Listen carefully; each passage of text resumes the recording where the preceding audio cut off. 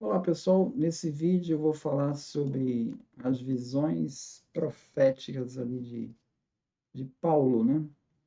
E Paulo tem aquela visão a caminho de Damasco, que ele teve uma visão onde ele foi arrebatado ao terceiro céu. Então a pergunta é, da onde vem esse terceiro céu? Da onde vem isso? Qual a referência que Paulo tem para falar sobre esse assunto? E os leitores, eles vão entender o que Paulo está falando? Essa é a questão. Então, eu vou trazer aqui dois artigos, um do Bolker e outro do Gershon Scholem. O Bolker ele vai falar o seguinte, ele vai traçar uns paralelos entre essa visão do Paulo com a visão de Yohanan Zakkai, um rabino aí do século I, e que ele tinha conhecimentos da Merkabah. A Merkabah é a carruagem de Ezequiel, é a visão de Ezequiel, que aparece lá no livro de Ezequiel, onde você tem a carruagem de Deus. Essa imagem, essa visão, ela é descrita no livro de Ezequiel e deu origem a um misticismo judaico. Então, esse misticismo era praticado pelo Zaccaí, que era um judeu ortodoxo. Então, não estamos falando de uma heresia, né? Estamos falando de um judeu ortodoxo. Tá? Mesmo com os riscos que isso implicava, porque você tendo essas visões, né? Se você tivesse a visão de Deus, você poderia morrer. Né? Então, há recomendações no Talmud para não praticar essa Merkabah sem o auxílio de uma pessoa instruída. E ali o Bolker, então, vai traçar um paralelo entre esses textos do Zaccaí com as visões de Paulo, a caminho de Damasco, lá em 2 Coríntios 12, 1, né? Ele traça uns paralelos, né? Então, no sonho de Zaccaí, os visionários de seus discípulos, eles são transportados para o terceiro céu, tal como o relato de Paulo. Nos dois casos, a situação ocorre durante uma viagem que eles estão fazendo, que nem o caso do Paulo. A voz que fala com eles, não fica claro quem está ouvindo aquela voz, se é o próprio profeta, ou são as pessoas que estão ao redor estão ouvindo. Também, no caso de Paulo, há essa dúvida quando você compara com Atos dos Apóstolos, Atos 9, 7. Tá? Essa mesma incerteza também traz no relato do Zaccaí. E a outra questão que ele traz de paralelo é que em Ezequiel 3,5, o profeta ele não é enviado aos povos estrangeiros, mas para o povo judeu, para que ele possa ser reconhecido como profeta entre eles. E isso guarda um paralelo com Paulo, né? Porque Paulo vai se converter ao cristianismo e vai ser enviado aos gentios e vai ser reconhecido como apóstolo dos gentios.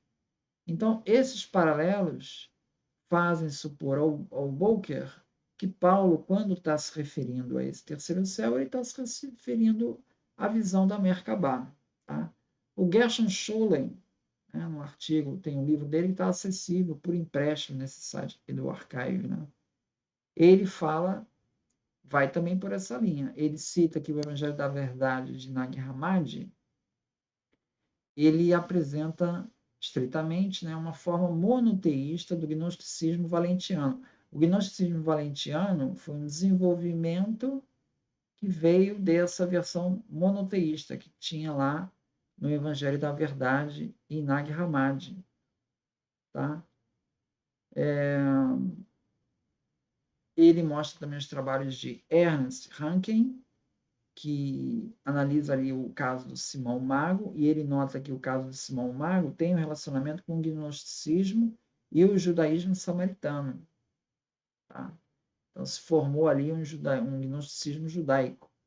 Então, Gershon Scholem diz, é possível que algo parecido tenha acontecido aqui do lado da Palestina, com os Hassidim. Tá? Spell. Ele também conclui que os manuscritos mais antigos da gnose judaica pressupõem uma gnose na qual a figura de um redentor ainda não havia adquirido um papel central. Tá? Então, traz um paralelo com a gnose cristã. Tá? Depois, outros paralelos que o Gershon Scholem vai buscar nos textos antigos, escritos esotéricos judaicos, que foram encontrados em Qumran, particularmente o texto aramaico do livro de Enoque. E ali, no livro de Enoque, ele fala de um paraíso celestial, que nas versões grega e etíope é chamado de Pardes.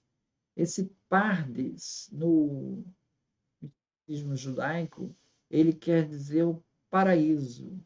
Então, entrar em Pardes quer dizer entrar no paraíso, significa ascender ao céu por meio do nome sagrado. Então, o Akiba, ao entrar nesse Pardes, ele encontrou anjos e está cercado de uma terminologia, então, que se aproxima com a das visões de Paulo. Tá? Então, lá no livro de Enoque, o arrebatamento de Enoque, o autor diz: estes me carregaram até o terceiro céu e me colocaram no meio do paraíso. Na vida apócrifa de Adão e Eva, também outro texto lá encontrado no Mar Morto, né?